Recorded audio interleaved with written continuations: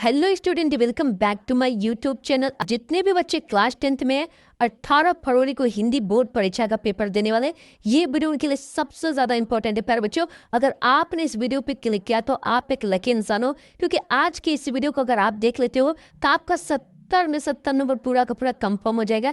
ये मेरी गारंटी है। ये कोड आप देख सकते हो 808 DY का, ये सबसे ज़्यादा वायरल कोड है। ठीक है, ये जो कोड है ये सबसे ज़्यादा वायरल कोड है और ये 100% आपके बोर्ड एग्जाम में पूछा जाएगा। प्यारे बच्चों, आज के इस वीडियो में हम देखेंगे 2026 हिंदी का बिल्कुल सेम टू सेम ऐसा पेपर आपके बोर्ड एग्जाम में बनेगा। इस पूरे पेपर को बच्चा आप तैयार कर लेगा और एक एक प्रश्नों को मैं इसमें से आपको सॉल्यूशन बताऊंगा, एक एक प्रश्नों का हल बताऊंगा और आप एक एक प्रश्नों को अच्छी तरीके से तैयार कर लेना। सबसे पहले आपको क्वेश्चन पेपर मिलेगा ये, तो करना क्या है? सबसे पहले प्यारे बच्चों, यहाँ पे आपको अपना अनुक्रमांक एडमिट कार्ड से मिलाकर लिखना है और यहाँ पे आपको अपना नाम लिखना है। प्यारे बच्चों, इसमें जो समय मिलेगा आपको वो 3 घंटे 15 मिनट का मिलेगा एंड जो पूर्णांक होगा वो आपका 70 का होगा। यहाँ पे नोट में दे रखा है कि प्रारंभ के 15 मिनट परीक्षार्थियों को प्रश्न पत्र पढ़ने के लिए निर्धारित है, यानी कि इसमें से 3 घंटे 15 मिनट में से 15 मिनट आपको प्रश्न पत्र पढ़ने के लिए एंड 3 घंटे प्रश्न पत्र को हल करने के लिए मिलेंगे। यहाँ पे सबसे पहले निर्देश दे रखा है ये सभी प्रश्न अनिवार्य है, यानी इस क्वेश्चन पेपर में आए हुए सभी प्रश्न आपके लिए अनिवार्य है। एंड यहाँ पे दूसरा निर्देश है कि यह प्रश्न पत्र 2 खंडों में, खंड अ तथा खंड ब में विभक्त है। इसके बाद यहाँ पे नेक्स्ट दे रखा है तीसरा कि खंड अ में आपको 1 अंक के 20 बहुविकल्पी प्रश्न मिलेंगे, जिनका सही उत्तर आपको OMR उत्तरक पत्रक पे नीले अथवा काले बॉल पॉइंट कलम से सही विकल्प वाले गोले को पूर्ण रूप से काला या चिन्हित करना है। ठीक है, यानी कि जो खंड अ होगा उसमें बहुविकल्पी टाइप के प्रश्न होंगे और उसमें से जो प्रश्न सही होता है उसको आपको चुनना है और आपको उसको OMR शीट पे भरना है। और अगर आप एक बार OMR शीट पर भर देते हो उस गोले को, तो आप उसे काट नहीं सकते हो, आप उसे मिटा नहीं सकते हो, आप उस पे सफेदा नहीं लगा सकते हो। एंड यहाँ पे नेक्स्ट चौथा है कि खंड अ के प्रत्येक प्रश्न का निर्देश पढ़कर केवल प्रदत्त OMR उत्तरक पत्रक पर ही उत्तर दे।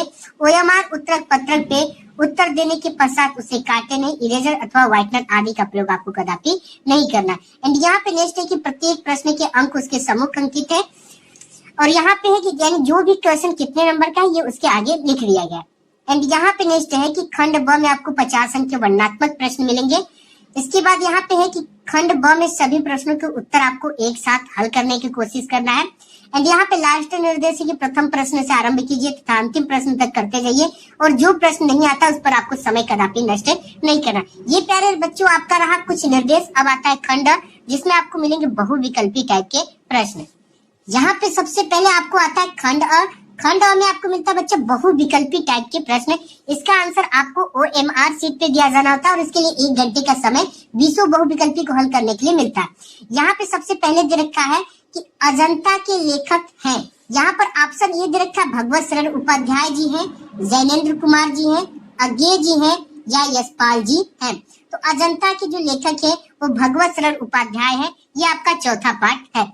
यहाँ पे दूसरा दे रखा है कि मुंशी प्रेमचंद जी की रचना है, यानी प्रेमचंद का मतलब मुंशी प्रेमचंद जी की बात हो रही है।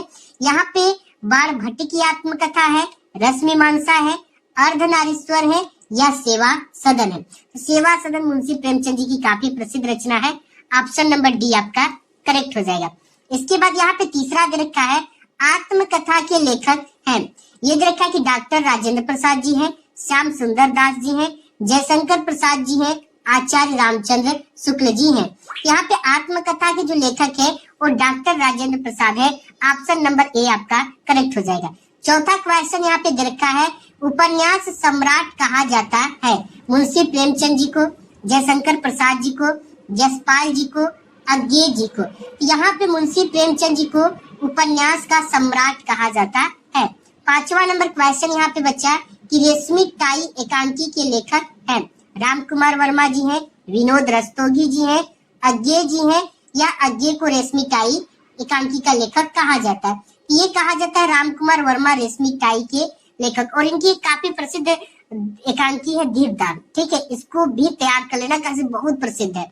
6वां नंबर क्वेश्चन दे रखा है श्रृंगार रस की प्रधानता किस काल की प्रधान प्रवृत्ति है? ये बिरगाथा काल की है, भक्ति काल की है, रीति काल की है, आधुनिक काल की है। ये रीति काल की बच्चा, आप बिहारी जो थे वो रीति काल के कवि थे और वो श्रृंगार रस की प्रधानता उनके रचनाओं में मिलती थी। 7वां नंबर क्वेश्चन दे रखा है कि साहित्य लहरी किसकी रचना है? सूरदास जी की है, कबीरदास जी की है, मतीराम जी की है, माखन लाल चतुर्वेदी जी की है। तो साहित्य लहरी सूरदास जी की रचना है। इसके बाद 8वां नंबर क्वेश्चन दे रखा है यहाँ पे कि चिदंबरा के रचिता है। सुमित्रा नंदन पंत है, जयशंकर प्रसाद जी है, महादेवी वर्मा जी है, मतीराम जी है। तो ये सुमित्रा नंदन पंत की चिदंबरा काफी प्रसिद्ध रचना है। नेक्स्ट देखते हैं 9 नंबर। यहाँ पे 9 नंबर क्वेश्चन दे रखा है कि छायावादी कवि है। जयशंकर प्रसाद जी है, तुलसीदास जी है, नागार्जुन जी है, अज्ञेय जी है। तो यहाँ पे जयशंकर प्रसाद आपके छायावादी के कवि हैं। 10वां क्वेश्चन दे रखा है कि भूषण किस काल के कवि है? रीति काल के हैं, भक्ति काल के हैं, आदि काल के हैं, आधुनिक काल के हैं। ये रीति काल के, ठीक है, जो भूषण थे वो रीति काल के जो है कवि थे। 11 नंबर क्वेश्चन आपका यहाँ पे दे रखा है कि शोक किस रस का स्थायी भाव है? वीर रस का है, करुण रस का है, हास्य रस का है, रौद्र रस का है। ये जो है शोक करुण रस का स्थायी भाव है। 12 नंबर क्वेश्चन दे रखा है कि आए महंत बसंत पंक्ति में अलंकार है। रूपक अलंकार है, उपमा अलंकार है, यमक अलंकार है, उत्प्रेक्षा अलंकार है। तो यहाँ पे बच्चा रूपक अलंकार है, ठीक है, क्योंकि इसमें अभेद रहित आरोप है। 13 नंबर क्वेश्चन यहाँ पे दे रखा है कि रोला छंद में यति होता है।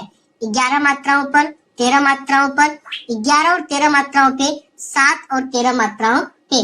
तो इस पे जो यति होता है वो आपका 11 और 13 मात्राओं पे रोला में यति होता है। ऑप्शन नंबर सी करेक्ट हो जाएगा। 14 नंबर क्वेश्चन दे रखा है अधिपति शब्द में उपसर्ग है। हमने बताया कि जैसे अगर यहाँ पे मैं उपकार लिखूं और इसमें हमसे पूछूं कि उपसर्ग क्या है, तो इसके शुरू के जो 2 अक्षर होते हैं बच्चा, ये उपसर्ग बन जाता है। यहाँ पे और है, अधि है, पति है, अध है। यहाँ पे अधि वाला ऑप्शन नंबर बी करेक्ट हो जाएगा। इसके बाद 15 नंबर क्वेश्चन यहाँ पे दे रखा है कि तौ किस लिंग विभक्ति और वचन का रूप है? ये बच्चा आपका नपुंसक है, द्वितीया है, विभक्ति और एक वचन है। ऑप्शन नंबर ए आपका करेक्ट हो जाएगा। इसके बाद यहाँ पे 16 नंबर क्वेश्चन दे रखा है कि त्रिफला का समास विग्रह होगा। हमने बताया जिसका पहला पद संख्यावाचक होता है वो जो होता है द्विगु समास होता है, उसमें त्रिफला आ जाएगा, पंचमुखी, खष्टभुज, त्रिभुज,